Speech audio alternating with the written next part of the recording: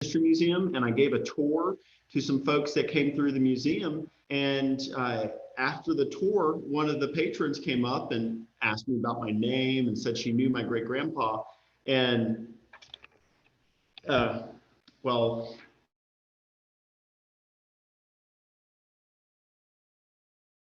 can you see it? Lumberjack. I got this from a member at the museum, and then they heard about my family connection to the area. I told them I didn't have any of these toys, and they were kind enough to give it to me because they said their kids had had plenty of fun with it. As you can see, it's missing an arm and some fingers on the hand that is still there. But yes, it was just a prized possession of mine because I didn't grow up with any toys or any knowledge of my namesake and great grandpa. So before I want to begin with my presentation, I just want to share with you all a video that was done. So this was done by the Carolina Camera. It was Charles Carrault series where he'd go around North Carolina and interview different people. So I'm going to start playing it, and y'all should get sound through. If there's any problem with the sound, just please put it in the chat. Let me know. For the next couple of minutes, it's 1930, and you're a revenue agent combing the woods for moonshiners. And this is your lucky day because you have caught him red-handed. There's old Williard Watson firing up his 35-gallon furnace. He's already dumped in the 4-day-old beer mash from the barrel. He's adding a gallon of rye and a gallon of malt from sprouted corn. It won't be long before he'll have a gallon of pure whiskey, the kind Williard declares will make you want to see your mother and shake her hand. Like any good moonshiner, Williard can feel the steam and know it's ready to cap. And just so that steam will force that pure stuff into the copper coils, he spreads pure rye paste around the edges of the cap. Now, you don't want to grab Williard till the liquor is ready to pour, and you've got to be careful of Rusty. It's known in these parts that Rusty will run anything from a bumblebee to a lizard, and he ain't partial to revenuers either. 65-year-old Williard Watson, though, is a prize catch for a government man. Moonshine got in his blood when he was just a small boy, and his uncle helped him make some pure apple bread. But this mountaineer was smart. There's money in stilling liquor, he'd caution his kinfolk, but there's the penitentiary in it, too. Uh-oh, you know, Williard can smell a revenuer 100 yards away, and he didn't bring that musket out for hunting squirrels. Maybe you better call the office and send for some help if you're going to bust up Williard Watson still today. In all his days as a moonshiner, they never got Williard behind bars. It's too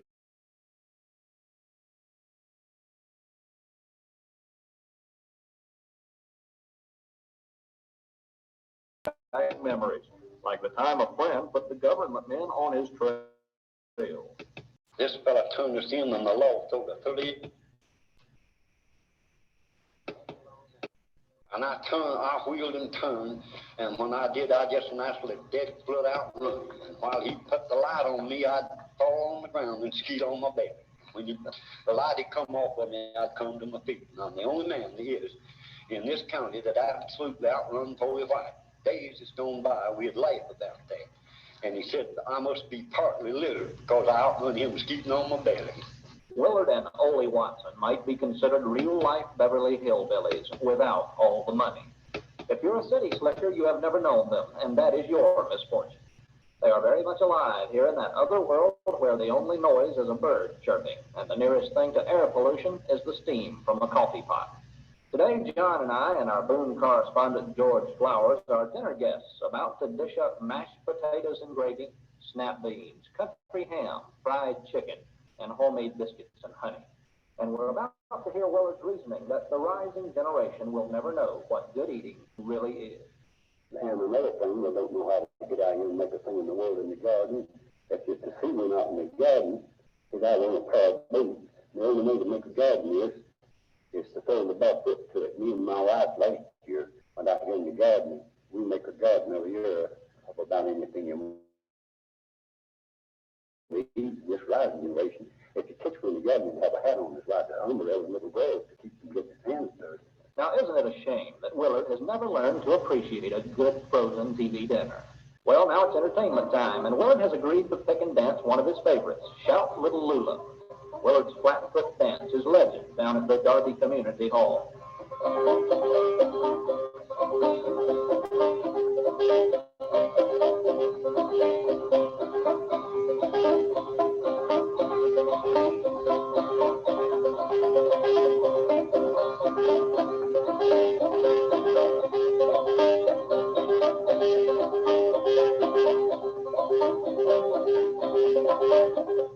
Our earlier story told how Willard still believes in moonshine liquor. He has a similar attitude about big music. This new music he draws is just like this new whiskey. It just ain't much good. Well, before we leave this versatile mountain man, we might as well take a look at his hobby. Willard took up wood carving a few years ago, and now he complains he's in it too deep to get out. It's profitable, but it seems you never have enough of what people want, says Willard.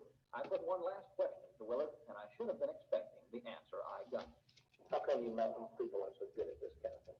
Well, because we just had a short mind and no singing correctly.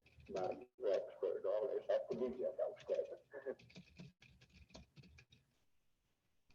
If you found Willard Watson refreshing, it's understandable. If ever there was an honest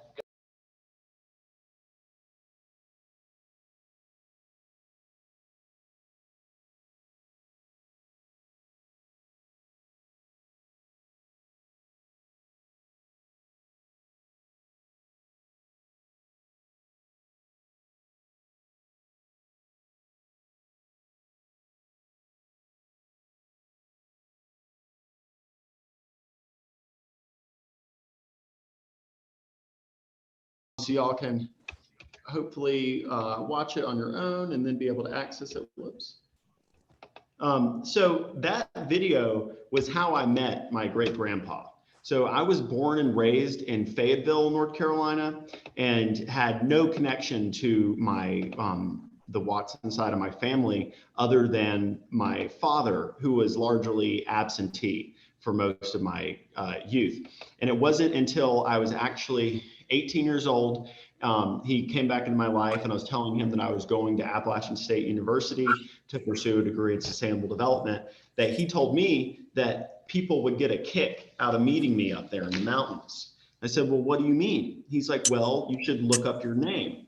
And sure enough, I Googled my name, Willard Klein Watson, and I found that video. And from there, the next video linked was a video of Doc Watson playing Black Mountain Rag. And so that was how I met two of my most famous relatives, and kind of like an introduction to Boone before I came to Boone. So needless to say, learning about my family heritage and history and how well documented my great grandfather was, I wanted to learn as much as I could when I came to App State. And today, what we're going to see is the culmination of research that I've done for my own personal interest and work that I did when I was pursuing a master's degree in Appalachian Studies. So we'll look at the toys and times of Willard C. Watson. So this is a picture of Willard in front of his workshop, Williard Watson's Woodworks Within. This shop was located across the street from his house on Wildcat Road in Deep Gap. So I meet people all the time that have been to this shop, that spent their youth going there, or maybe they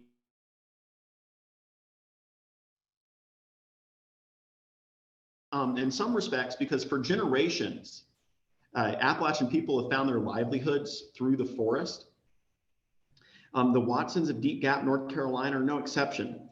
They found their livelihood by working the timber industry, primarily as loggers. Willard and relatives Arnold Watson and Doc Watson spent time working for sawmills.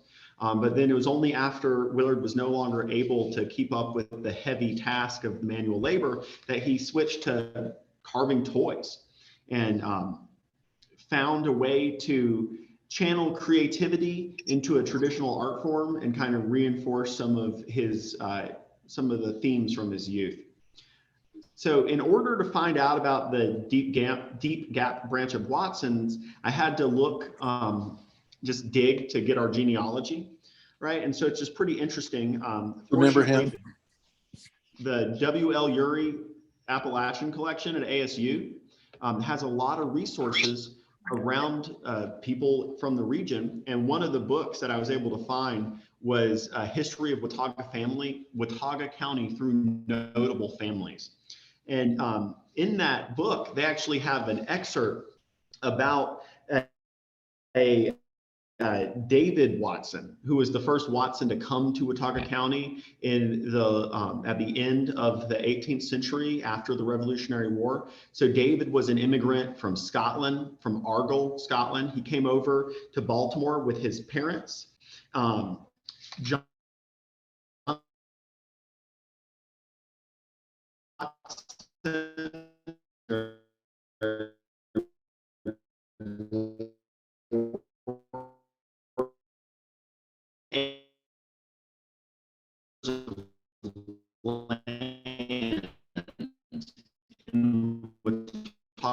land was in an area that was at the time known as Stony Fork, Deep Gap. They settled, David settled with his wife, Mary Hamby, their 12 children, his parents, and 7 enslaved people to establish a home place in Stony Fork where you can find countless Watsons today. Well, today we're going to talk about Williard Watson. He was known as a mountaineer, toy carver, dancer, band picker, moonshiner, and a man. It's a description that comes from Appalachian State University folklorist Thomas McGowan. And this image right here that we're looking at, this is an article from the Watauga Democrat from 1969. The title says American Still Life. And so this is a picture of Williard in front of his stills that he was able to keep as a demonstration still. So Williard was very well documented. He was one of these people that, I mean, he kind of looks like Jed Clampett. You don't really get a more iconic mountain man look than Williard with his flannel, that big hat. That gun he's holding was his grandfather's long rifle. And Williard said that if he had a nickel for every time someone pointed a camera at him, he would be a very rich man. Books, volumes 4, 6, and 12. And we'll be seeing images from the volume 6 of Foxfire later in the presentation. And one thing that was really cool and a way for me to get to kind of know Williard closely was in 1985, David Huntley, who was a graduate student at App State at the time, and then would later go on to be the head of Watauga College.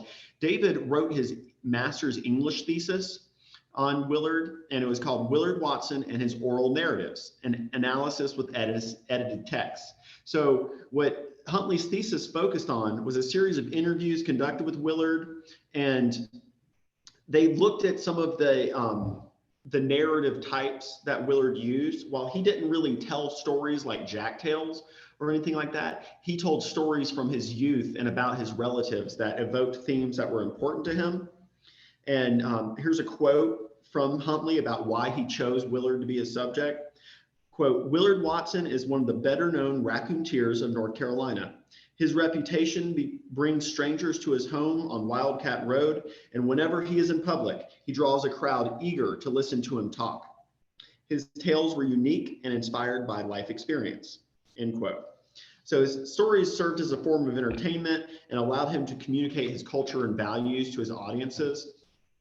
And even though his stories were unique to him, they fit categories familiar to folklorists. And David Huntley's thesis serves as kind of a biography to Williard, but David said he found it quite challenging and almost impossible to give a clear, coherent biography of Williard Watson. Apparently his memories are not stored in chronological order. And so Williard was also really known for being a jokester and telling humorous stories. And he took a group of youngsters under his wing in the 70s and 80s, a group called the Green Grass Cloggers, which were young people that were learning and practicing and performing traditional Appalachian dance styles. And Williard said that they danced with the right kind of reckless abandon, that he wanted to teach them his moves. And as you can see in that video that I played for you at the beginning, he was a well-known flat-foot dancer.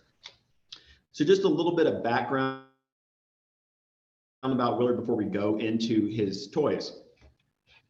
Williard Watson was born on June 1st, 1905 in Deep Gap, North Carolina. He grew up surrounded by his family.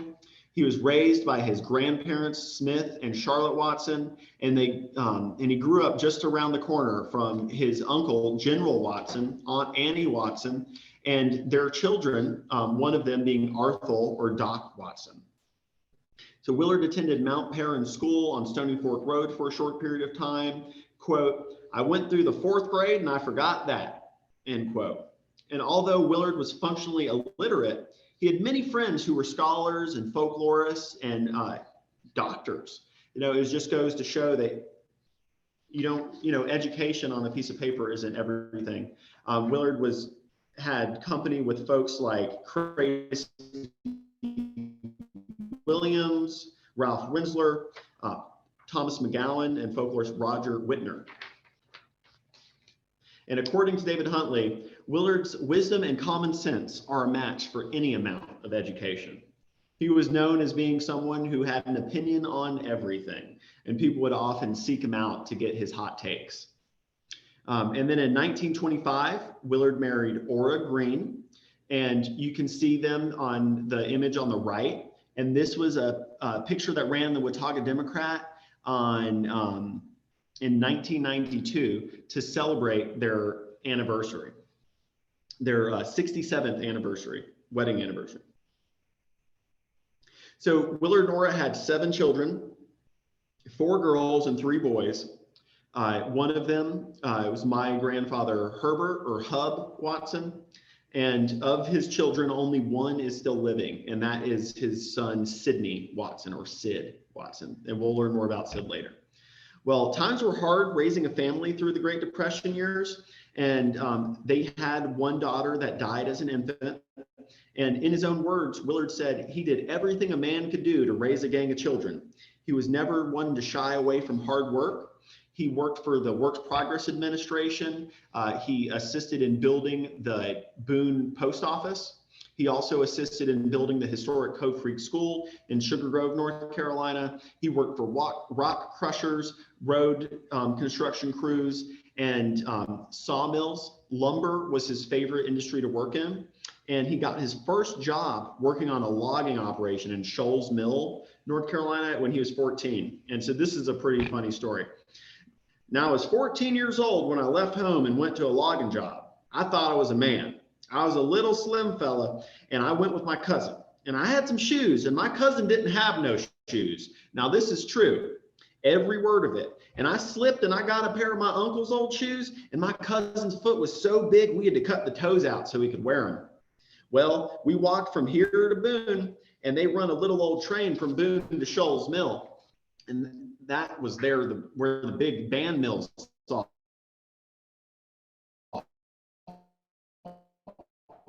And well, we stayed there about 3 months. So Willard continued to work in every industry he could find. He did a stint working in coal mines in West Virginia. He went out west at one point to the Pacific Northwest to work in logging camps up there. He said, "I've ditched, done everything, and I wasn't getting no $3 1/2 and $4 an hour. No, sir. And didn't have no front end loaders neither, just muscles and blood." And when the WPA came through in the late 30s, early 40s, he found work for 80 cents a day. And this was a godsend for them at that time. He even did a stint with a full-blown moonshining operation where sugar would have to be hauled in by the ton in dump trucks. And he made $3 a day at that job. That was the best money he ever made working a day job. But he said it was too dangerous and it wasn't worth the risk. And then in World War II, one of these just strange bits of irony, Willard went to Cleveland, Ohio in search of work like so many other Appalachian people. And he got a job working at Willard's Batteries in Cleveland. And he stayed there until he was able to save up 12 $50 bills. And then he went home and was able to buy 40 acres of land to build a home for he and Ora to raise their family in. Now, it took him 2.5 years to save up those $300 to buy their property. I just think that, incredible to think about, that you could get 40 acres of land in Deep Gap for $300 at one point. But Willard's reaction to doing this type of work was that he needed money to provide for his family, and the nature of the work was really not important. There was no question of taking a job if it was available and he needed money. So he began carving toys only after his body got too old to handle the heavy manual labor he was used to. And Willard said he made more money carving toys than he did doing anything else. So here you can see two images. The image on the left is from Foxfire 6, and this is a picture of Willard, one of his covered wagons. We'll see more detailed shots, but that image was made in front of his workshop in Deep Gap. And then on the right, this is a picture that one of my cousins posted on Facebook. And so this is of my great-grandma, Ora Green Watson, holding up a quilt of hers that she was a phenomenal quilter. And one of her signature styles was the Bethlehem Star, which is the one represented in this quilt. And she would make king-sized quilts by hand. So when they would go to craft shows or festivals or the Village of Yesteryear at the North Carolina State Fair, Willard would bring his toys and set up a booth, and Ora would bring her quilts. And she made way more money selling her quilts than he ever did with his toys. And one thing that's really special about her quilts is people really hold those in high regard. And I have met almost as many people that have one of my great-grandma's quilts as that have some of Willard's toys. And so that's really special. And there's a couple, the Huffmans out of Hickory, that are folk art collectors, and they just donated one of my great-grandma's quilts to the museum. So that's just another nice layer there. So one thing that was really cool was in 1959, Ralph Rensler, who was a musician and musicologist and folklorist from New York, came down to Deep Gap, to the Boone area, looking for Clarence Ashley, who wrote The Cuckoo Bird. Well, he ended up discovering Doc Watson. And at the time, Willard and Doc were neighbors. They spent all this time together. Willard was 15 years older than Doc and helped raise him. And they would play music together all the time. So Willard would play clawhammer banjo accompanying Doc, or he would dance, and his flat foot dancing would serve as percussion to go along with Doc's music. But Ralph Rensler said that when he went to Deep Gap to record Doc, he was amazed by the talent of Willard and Ora. Quote, Willard seemed to have a special feel for carving folk toys, a kind of intuitive touch not associated with outside influences. And Ora, she has the most natural sense of color combinations in her quilting of any mountain craftsman I have run across. Ralph was so impressed by their skills that he invited them to be part of the inaugural Newport Folk Festival in 1959. And the couple achieved national recognition a decade later in 1969 when they were part of the Smithsonian's Festival of American Folklife. And as per request, Willard brought his still, and a permit from the Treasury Department allowed him to brew moonshine on the National Mall. And one of Willard's stills and one of Ora's quilts are now in the Smithsonian Museum of American Heritage. And so in 1966, Doc performed at the Newport Folk Festival, and Willard and Ora came to sell their crafts. And this is where this image on screen comes from. So I'm a big fan of blues music, and I was just searching on the internet for videos of Howlin' Wolf performing.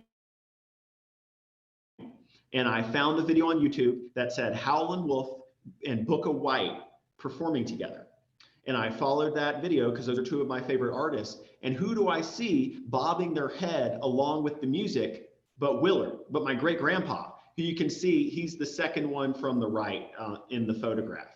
And so it's just that amazing thing. And there's a really cool story about during the beginning of the Folklife Festival in DC that the Preservation Hall Jazz Band was on stage performing. And Willard was in the audience, and the music just got to his feet and he couldn't contain himself anymore. So he got up and ran out and started dancing in front of the stage and received a standing ovation. So Willard's time at various folk festivals around the country brought him a lot of attention. And he was the featured contact for the Toys and Game chapter in the 6th installment of the Elliot Wigginton's popular Foxfire series. So we'll get to that in a moment. But so these are pictures from the Watauga Democrat, and the Winston-Salem Tribune. So these are just photos of Willard in his shop. And it just kind of goes to show how he was well known throughout the state. You know, if you're looking for a good people piece about someone who's a craftsman from the mountains, Willard was usually a primary contact.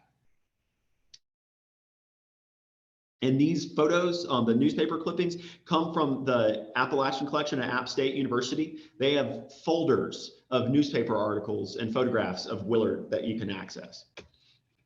So these are plates from the Foxfire 6 book.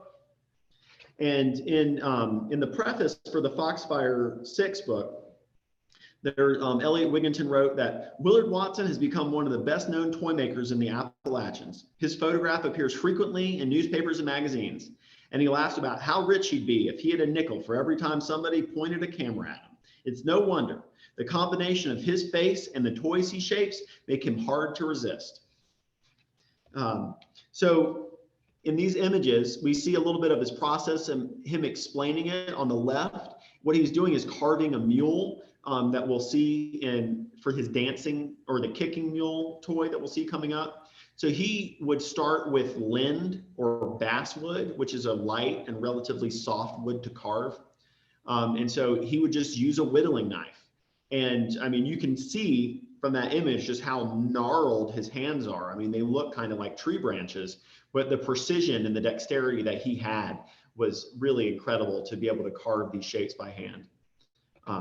And then on the right, there's the image just has that look that he's giving in that picture is like one of his iconic looks.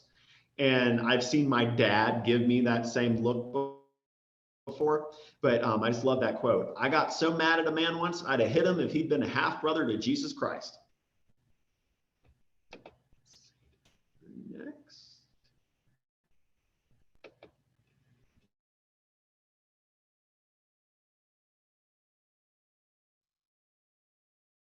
And this one's from the Raleigh News and Observer from 1981.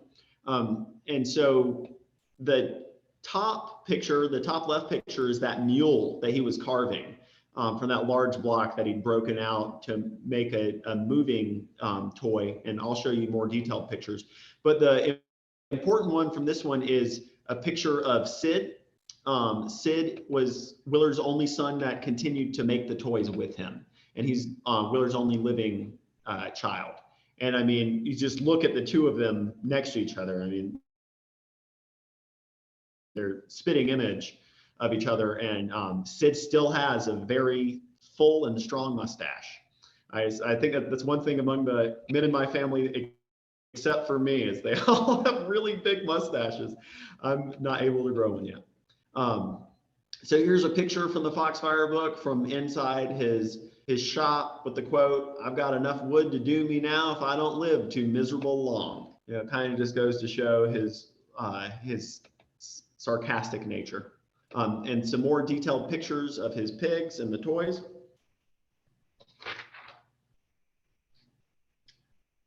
Okay, let me see. So, there's dimension.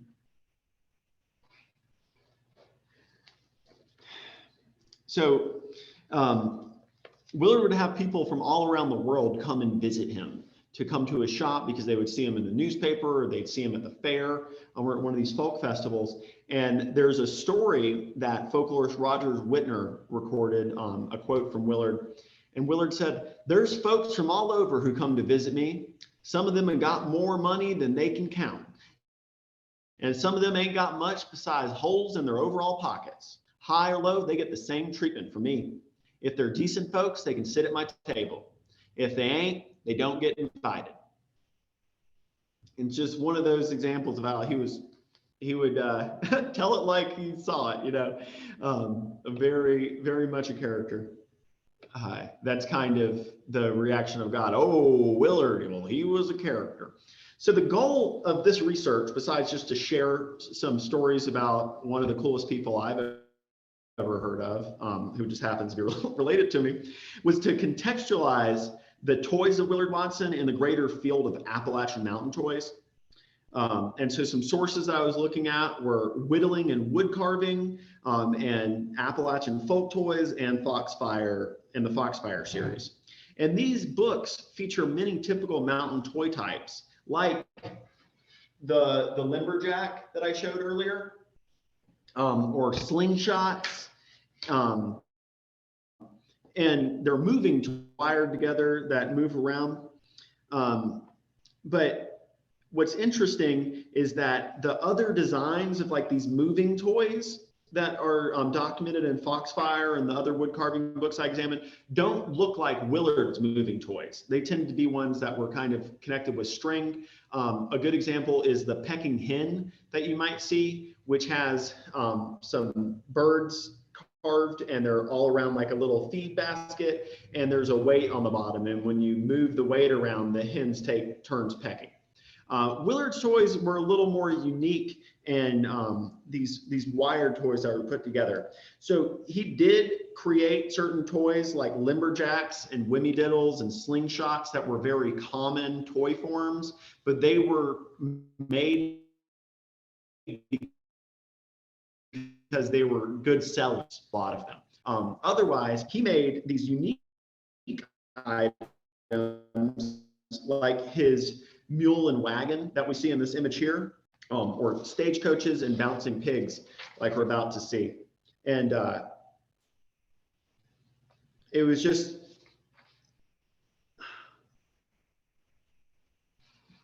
so he was making toys that reinforced his, or, you know, legitimized his upbringing in his mind. You know, it's a kind of way of just like lifting up these images from his youth.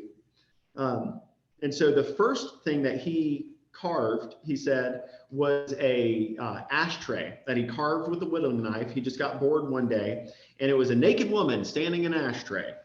And yeah, his description's pretty funny. Unfortunately, there aren't any photographs of this because that was one thing that kind of disappeared from the house after he passed away. There's some relative or somebody that's got that somewhere. I wasn't able to find an image of that. But so now we'll go into the toys. He was best known for doing these types of wagon toys like what we're seeing here. So one thing is pretty interesting are the materials that things are made out of. So this first image is a really good indication of that. There are certain pieces that are painted, there are certain pieces that aren't painted. All right, the hat on the rider in the wagon is a piece of black walnut. So he would not paint that or stain that because he liked the natural grain of the wood. The pieces of the wagon are little pieces of basswood, and he would leave those blank just to kind of just show it like it was a plank. But the mule is one solid piece of basswood. The cart, those are the yoke attached to the mule, and all those pieces are all individual pieces that are hammered together or nailed together. He would use power tools to fabricate things like the wheels, or to do the drill holes for a lot of things. Like he would use a drill press. So he would rough cut a lot of wheels with machinery, with you know, modern hardware, and then would hand sand them to get them smoothed out. All the leather and the chain pieces came from Carroll Leather Goods. So his daughter worked for Carroll Leather Goods, and she would bring him the scraps. And then the clothing on the cart driver there were actually quilting scraps from Aura. So Willard would do all the painting himself. His his daughter that worked at Carroll Leather Goods would sew the clothes for him, but then he would make everything else his own. So then here's a different mule and wagon. And yeah, the wheels spin, the yoke turns and everything with that. Then this is the bouncing pig. So this is an example of one of his wire toys, his moving toys. Again, this is the person is black walnut. The hat is, if it's painted, it's usually basswood, because he didn't want to really look at the wood. And the same thing, this pig is basswood as well. So since this one's got the wire stuff with it, he normally wouldn't paint these. But these were cool. You would crank, spin the crank at the back, and then the arms and legs move in a very fluid motion, and the guy is whipping the pig, and the pig's back legs bounce up every time it gets hit with the whip. And then here we have the walking mule. And so this is the, you crank it, the man hits it with the little whip there, and the mule walks. And they operate very smooth when they move. So then there's a sled here, these mule-drawn sleds. Here's a more like a covered wagon that he would do, a little more detail-oriented piece. And these are large. I mean, this cart that these pieces are on is like 3 feet long and 2 feet wide. So they're pretty large pieces that he would create. And here's another angle of that covered wagon. This is like his Wells Fargo wagon. This was his best known piece and like his largest piece that he would make. And the cool thing about this is all the doors open and close. There's little pieces of glass in the window there. You can see the gun for the drivers on top. And there's actually like a back compartment to the stagecoach as well. Here you see it from the front. Another covered wagon that he did.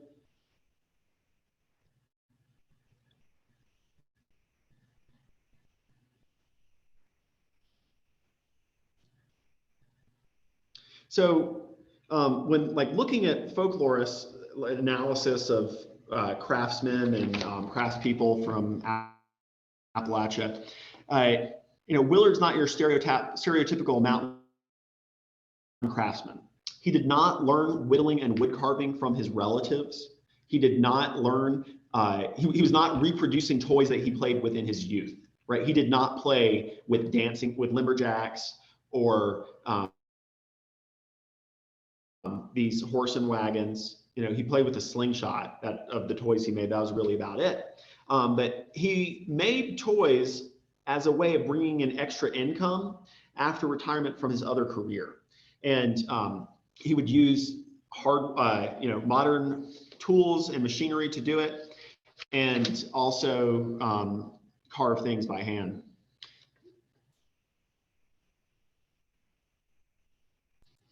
So, it's that kind of thing of like, how do you classify traditional artists? How do you classify folk artists, right? And this is this thing about a real folk artist is someone that learned knee to knee with a family member or a tradition bearer and practitioner. Not, Willard isn't a folk artist by that description.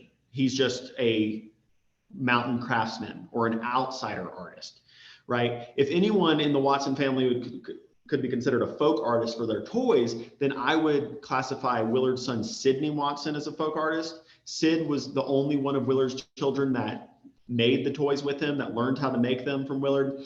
And he would travel with Willard to the Village of Yesteryear at the North Carolina State Fair and the folk festivals that they would go to and sell the toys. Sid also continued to go to the Village of Yesteryear for like about 10 years after Willard was no longer able to go. And so this is an example of someone who, Sid would have played with the toys that his father made. Sid would have, because he was a young teen when he first learned how to make the toys from his father. And he learned by watching him do it in the shop. And Sid told me that his dad would always tell him, you need to come down here so I can learn you right. He wanted him to go to the shop and learn from him. But Sid actually did it in secret, that his first time he saw his dad had started to work on some wheels and then got caught up helping a neighbor out. So his dad left, and while Willard was gone, Sid snuck into the shop and finished off those wheels the way that Willard would do it. and left them laid out on the bench real nice. So when he came back, Willard would see them. And so it was after that wheel making occurrence that that Sid was brought into the process of making with his father. So one thing that's really cool too is that in 2014, before I was ever involved with the museum, Leland Weinstein, who is my predecessor at Brom, the programs and outreach director there, curated an exhibition called Wimmy Diddles and Flipperdingers, Mountain Toys of Appalachia. And she reached out to me because she knew about my great grandpa's toys and wanted some help getting some.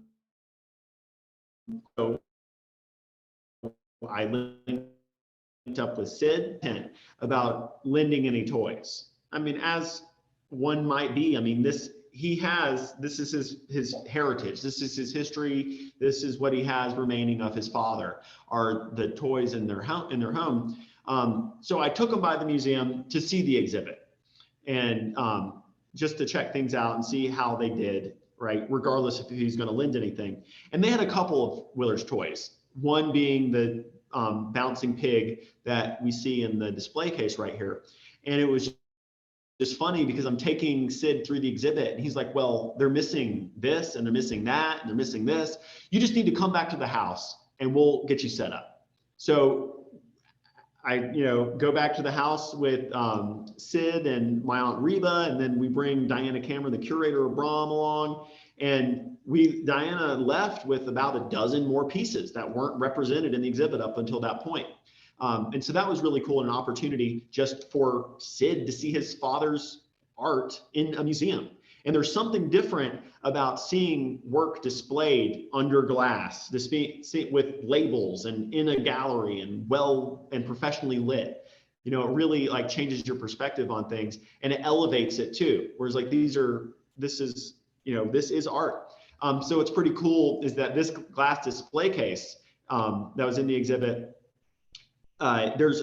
so let's go top right. That's one of Willard's horse and carriage. And this is a 3-foot wide case. So you can see just how large these things are. Then there's some other random folk toys in the right case, but in the middle case, everything there on the top 2 shelves is from Willard. And then on the far left, we can see another covered wagon and the driving mule there. So they really added a lot of content to this exhibit. And so it's just here's some detailed shots of seeing the pieces in the gallery. So it's a really cool opportunity just to kind of, see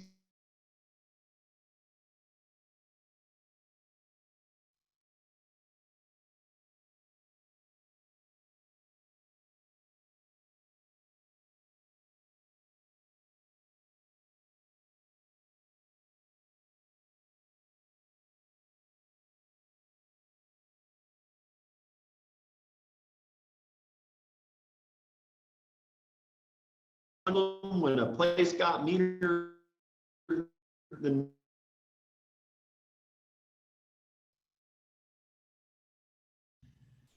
sorry, got disconnected there.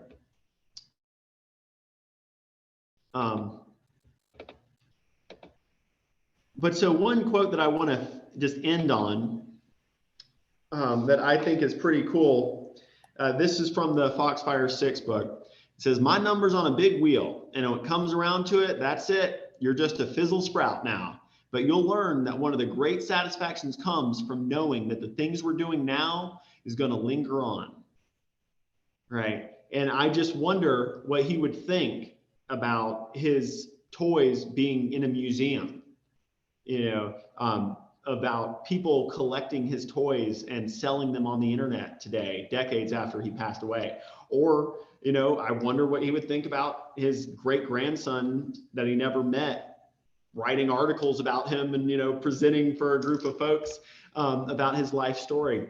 And it's just a pretty cool thing too, is that the Watson family motto is Inspirati Flori, and it is roughly translates to is like out of old growth, a new sprout, right? So that was just a very interesting point for me to come across when I'm like looking at his history and looking at kind of how he's remembered and represented today. So I was just, asked in the chat if I own any of his toys, and here I'll stop sharing. So yeah, I own one of his toys, and it is the Lumberjack I was talking about earlier. And it was actually, it's signed Williard Watson. You can kind of see it there in faint pen, but he couldn't write, so it's most likely signed by Sid. And it's just interesting, somebody that was functionally illiterate that lived in the backwoods of Watauga County would be internationally known and sought after that way. And it was interesting, was like the Village of Yesteryear with the State Fair would pay him to come and sell his toys. They would come pick him up with a truck and fill it up and then, take him down to Raleigh. So it's just, I think that is pretty cool. So if anybody has any questions, now's a good time. Yeah, I do. Willard? Hey, Judith.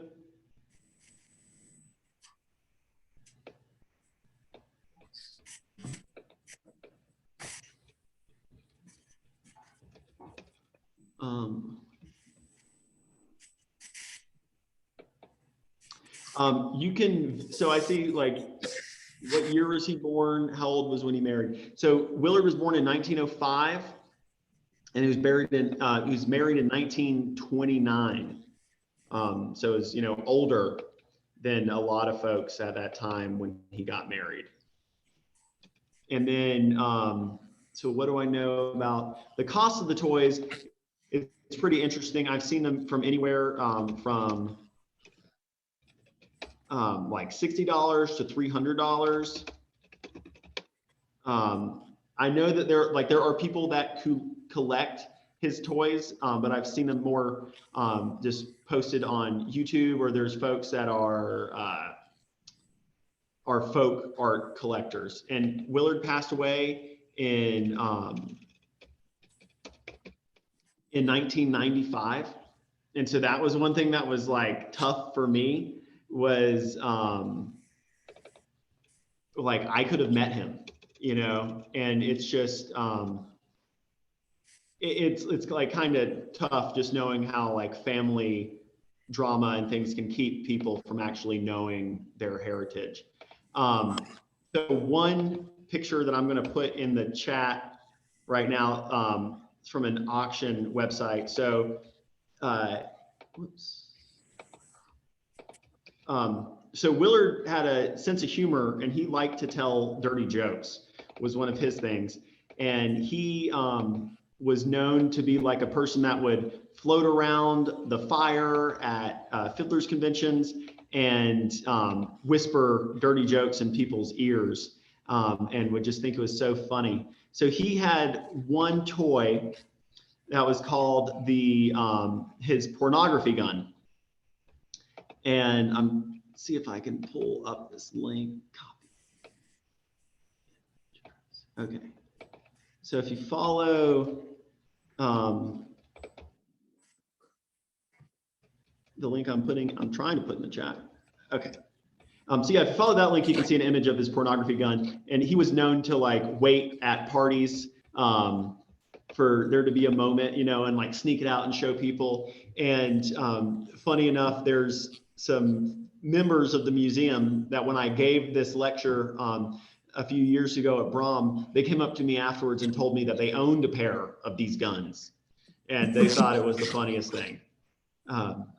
So there is a Watson graveyard in Deep Gap. I think it's the Mount Perrin Baptist Church.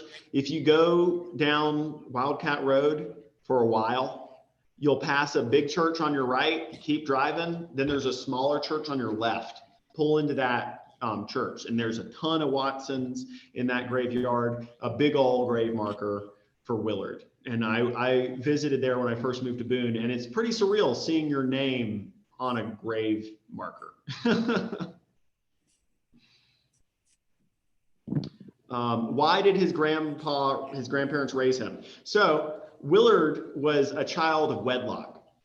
His mother, Nancy Watson, shacked up with this guy, William Triplett, and William, after he found out she was pregnant, he left. He actually moved to Montana to raise goats in the mountains. And so Nancy then pretty much stayed with her parents, and Willard was raised by Smith and Charlotte. And so that was the thing that was pretty like an interesting parallel. You know, I spoke earlier about how I didn't really grow up with my father. Like, we don't have a good relationship. Willard didn't meet his father until 1955 when he was 50 years old, and William was living in Triplet. Interesting other parallel. My father was born in 1955 and spent his youth living in Montana because his father was working for Air Force and stationed there. So these kind of really weird ways that there are these like synchronicities in life, how they work out and line up. I have a question. Yep. I think I mentioned this to you before. Sometime before 1983, so sometime late 70s, a filmmaker named Jim Houston, you know, B grade, came here with Stella Stevens to make a documentary about women folk artists. And your grandmother was in it. I mean, she was the reason. She was one of the women. There were other women here. I was part of the group that sort of went with them. I wasn't on the filming crew or anything, but I went with them to a lot of the places. And I met your grandfather, and he showed us his toys. And I have been looking for a copy of that film. I can't remember the name of it, but Stella Stevens, you can look her up. You all remember her. She was a Hollywood actress, not such a great actress, but, and the way she did the documentary was to put herself in every scene. So she was interviewing people, but always with her in the scene. And I'm wondering if the Appalachian Collection has a copy of it. I've been told that, gosh, no, I can't think. I'll have to think of who it is that might have a copy. I was wondering if you've heard of it. I had not heard of that. Now, the one thing that's interesting too is that there were two Ora Watsons in Watauga County. There's Ora G. Watson, who is my great grandmother, and then there's Ora Watson, who is a fiddler, and she was known for fiddling and dancing at the same time, and a very impressive musician. This is your grandmother. Okay. Your grandmother, and because the shop was across from the house. It was on Walnut Road. I mean, the other Watson, Ora Watson, may have been in it, but I don't know why she would have been in it if she was just dancing. This was really, you know, about weavers and quilt makers and other people who were making lace makers and all sorts of women who were in that. I'll have to look that up. That sounds very interesting. Tony Carlton's sister told me that Tony, and you know Tony Carlton from the gallery, she may have a copy. Their family, I believe her grandmother was in that film, and her family may have a copy of it. Well, thank you. Yeah, I'll reach out to her and see if we can get a copy, because that would be a wonderful thing to have. There is some of the property that's still in the family. There are many Watsons that live out in Deep Gap. The home that Willard built and those 40 acres that he bought are not in the family anymore. Those were sold to someone outside of the family. His shop has fallen down. It's not there anymore either, unfortunately. But just, you know, cool connections like David Holt, the folklorist and musician. I was able to speak with him last year. He's got one of my great grandpa's stills in his living room. You know, just Willard was everywhere and was known by so many people. Well, I really appreciate the opportunity to be able to share my family story with y'all and some of this content. I have to go to another meeting, but please, if you have any questions or want to talk or anything, please contact me at the museum. My email is programs@blowingrockmuseum.org. I'll put it in the chat. And I appreciate the opportunity to come here and present. And I'm sure we'll find something else I can talk to y'all about in the future. Well, thank you, Willard. It's been great having you every time we've had you. See you all on Friday. Okay, thank you. Thank you, June.